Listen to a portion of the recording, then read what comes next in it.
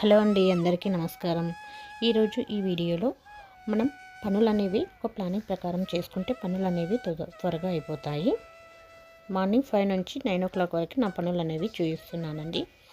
Morning 5 o'clock వరకు నేను లేస్తానండి. లేచిన తర్వాత ఇల్లు బయట ఉడవడం, తుడవడం, తడిగుడ్డ పెట్టుకోవడం అన్నీ కంప్లీట్ అయిపోయిన తర్వాత స్నానం చేసి వచ్చిన తర్వాత పూజ చేసుకుంటాను. 6:30 వరకు నా పూజ కూడా కంప్లీట్ అయిపోతుందండి. ఆ తర్వాత కిచెన్లోకి వచ్చిన తర్వాత వంట అనేది స్టార్ట్ చేస్తానండి. ఫస్ట్ కూరగాయలు ఏమైనా ఉన్నా అవన్నీ కట్ చేసుకుంటాను. ఆ తర్వాత ఒకటి వంట ప్రిపేర్ అనేది చేస్తూ ఉంటాను. ఇలా మనం త్వరగా లేవడం వలన పనులు అనేవి త్వరగా అయిపోతాయి. ఏమైనా కూరగాయలు ఉన్నా కట్ చేసుకునేట్టున్నా కూడా మనకు టైం ఉంటుంది, త్వరగా చేసుకోవచ్చు. ఈరోజు మనం టిఫిన్లోకి వచ్చేసి ఆలుగడ్డ basin with chapati.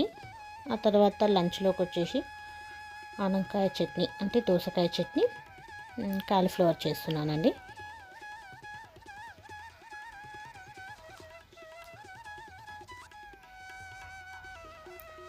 First lunch కోసం అని చెప్పి నేను ఆనపకాయ అనేది ఫస్ట్ కట్ చేసుకుంటున్నానండి. ఆనపకాయ కట్ చేసుకున్న తర్వాత కొద్దిగా దానికి సరిపడ పచ్చిమిర్చి అవన్నీ తీసుకొని ఫస్ట్ ఇవి బాండీలో వేసి వేయించుకుంటున్నాను. ఆయిల్ వేసిన తర్వాత పచ్చిమిర్చి వేసుకోవాలి. ఆ పచ్చిమిర్చి కొద్దిగా వేగాక దానిలో చింతపండు, ఎల్లిపాయలు, ఆనపకాయలు అవన్నీ వేసి వేయించుకోవాలి. అందులో కొద్దిగా జీలకర్ర, ఆయిల్, ఉప్పు, పసుపు ఇవన్నీ వేసి మగ్గనివ్వాలండి. అది అలా మగ్గుతూ ఉంటుంది. స్టవ్ చిన్నగా పెట్టేసి మరో పక్కన పెట్టేశాను.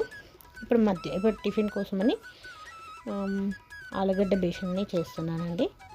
అది ప్రిపేర్ చేస్తున్నాను. ఇలా మనం కూరగాయలు కట్ చేసి పెట్టుకున్నామంటే త్వరగా ఒకదాని తర్వాత ఒక్కొక్కటి మనం వెంటనే చేసేసుకోవచ్చు. అలా ఆనపకాయ అనేది చేసేసానండి. అంటే అది మగ్గుతూ ఉంది. అవతల స్టవ్ పైన సిమ్లో పెట్టేసి మగ్గిస్తున్నాను. అంతవరకు ఇక్కడ ఈ స్టవ్ పైన ఆలుగడ్డ బేషన్ అనేది చేస్తున్నానండి. దానికోసమని ఉల్లిగడ్డ, ఆలుగడ్డ, పచ్చిమిర్చి, కరివేపాకు ఇవన్నీ కట్ చేసి పెట్టుకున్నాను. కూరగాయలు అనేటివి అన్నీ ఒకటేసారి కట్ చేసుకుంటానండి. ఇప్పుడు ఆలుగడ్డ కానీ అవన్నీ దేని విధానికి సపరేట్ కట్ చేసి పెట్టుకుంటాను. తర్వాత ఒకదాని తర్వాత ఒకటి త్వరగా చేసుకోవచ్చు అన్నట్టుగా. అక్కడ కాలీఫ్లవర్ ఇక్కడ ఇవి చేస్తూనే ఇక్కడ పక్కన కాలీఫ్లవర్ కట్ చేసుకుంటాను. అదైతే మీకు చూపించలేదండి. ఈరోజు ఒకటే టైంకి 3 కూరగాయలు అయిపోయాయండి. త్వరగా అయిపోయాయి పనులు.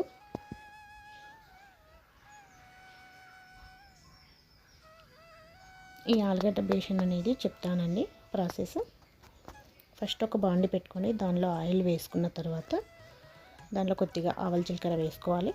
అది కొద్దిగా చిటపటలాడుతున్నప్పుడు ఉల్లిగడ్డ, పచ్చిమిర్చి వేసుకోవాలి. అవి కొద్దిగా వేగేటప్పుడు ఆలుగడ్డలు వేసుకోవాలి. అలాగే కరివేపాకు వేసుకోవాలి. అది కొద్దిగా మగ్గేటప్పుడు అల్లం వెల్లిపాయ పేస్ట్, పసుపు వేసి ఉప్పు కూడా వేస్తానండి. కొద్దిగా దొడ్డుప్పు వేసాను అనుకుంటాను. అది వేసి మగ్గనివ్వాలి.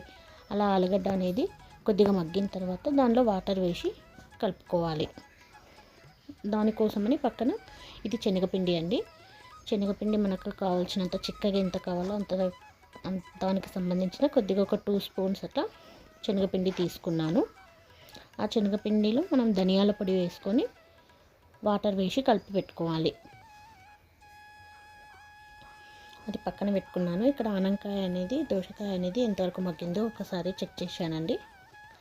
ఆ తర్వాత ఈ ఆలుగడ్డ కొద్దిగా మగ్గింటుందండి. దానిలో కొన్ని వాటర్ వేసుకోవాలి. ఇది ఆలుగడ్డ బేషన్, ఇది చపాతీలోకి. ఇలా వాటర్ వేసి ఈ వాటర్ అనేది కొద్దిసేపు మసలాలండి. అలా మసలేటప్పుడు మనం ఇంతకుముందు కలిపి పెట్టుకున్న మిశ్రమాన్ని దీనిలో వేయాలి.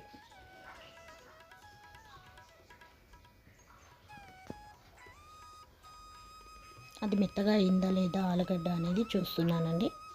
ఆ తర్వాత ఇప్పుడు మనం వాటర్లో కలిపి పెట్టుకున్నాం కదండి శనగపిండి, ధనియాల పొడి, ఆ మిశ్రమాన్ని దీనిలో వేసి కలుపుకోవాలి.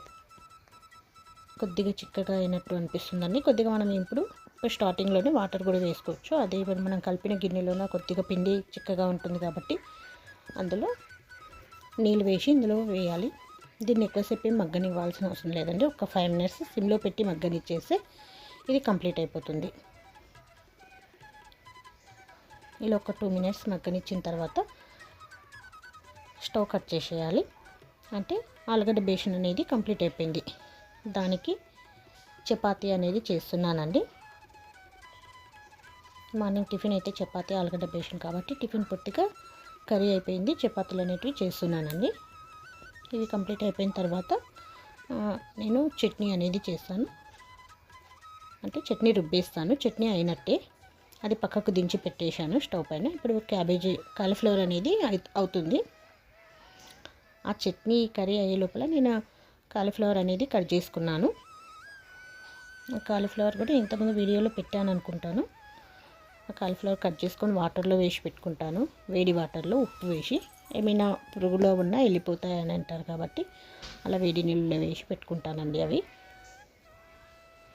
ఆ తర్వాత చపాతీలు అనేవి కాలుస్తున్నానండి. నేను ఒక్కసారి దీనిపైన నూనె వేసి కాలుస్తాను. లేదు అంటే పుల్కా ఉట్టివే తినేస్తామండి. నూనె కూడా ఏం వేయను. చాలా తక్కువగా ఆయిల్ వేసి కాల్చుకోవడము. లేదు అంటే ఉట్టిగానే పుల్కాలాగా కాల్చుకొని తింటాము. ఇప్పుడైతే నూనె వేస్తున్నానండి. ఇలా చపాతీలు అయితే కంప్లీట్ అయిపోతున్నాయి. ఇలా చపాతీలు చేయడం కంప్లీట్ అయిపోయిన తర్వాత మనం ఇంతకుముందు దోసకాయ ఆనకాయ అనేది చట్నీ కోసమని చేసి పెట్టాము కదండి. అది మగ్గిపోయి చల్లారిపోయి ఉంటుంది. చల్లార్చడానికి పెట్టాను. ఇప్పుడు అది తీసి మిక్సీ గిన్నెలో వేసుకుంటున్నాను. ఫస్ట్ కొద్దిగా నువ్వుల పొడి వేసుకున్నానండి. దానిపైన ఇప్పుడు మనం మసాలా ఇవి ఆనకాయ ఉంటుంది కదండి, చల్లార్చుకున్నవి అవి ఇందులో వేసి చట్నీ అనేది చేస్తున్నాను. ఇలా మిక్సీ పట్టిన తర్వాత చట్నీ ఇలా వచ్చేసింది, ఆనకాయ చట్నీ. దీన్ని మనం పోపు పెట్టుకోవచ్చండి. కొద్దిగా ఆవాల జీలకర్ర అది వేసి పోపు పెట్టేసుకొని దీనిలో వేసుకోవాలి. దీన్ని బాగా కలిపి పెట్టుకోవాలి. ఆయిల్ కనిపిస్తుంది కదండి, అదంతా ఏమీ కనిపించదు. మంచిగా కలిపి పెట్టేసుకుంటే ఇది చపాతీలో కానీ రైస్లో కానీ చాలా బాగుంటుందండి ఈ చట్నీ.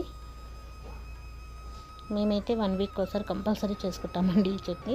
చాలా బాగుంటుంది. పప్పు కన్నా నాకు చట్నీ ఎక్కువ ఇష్టం. ఇది కంపల్సరీ చేస్తాను. అంటే ఇది లంచ్లో కండి.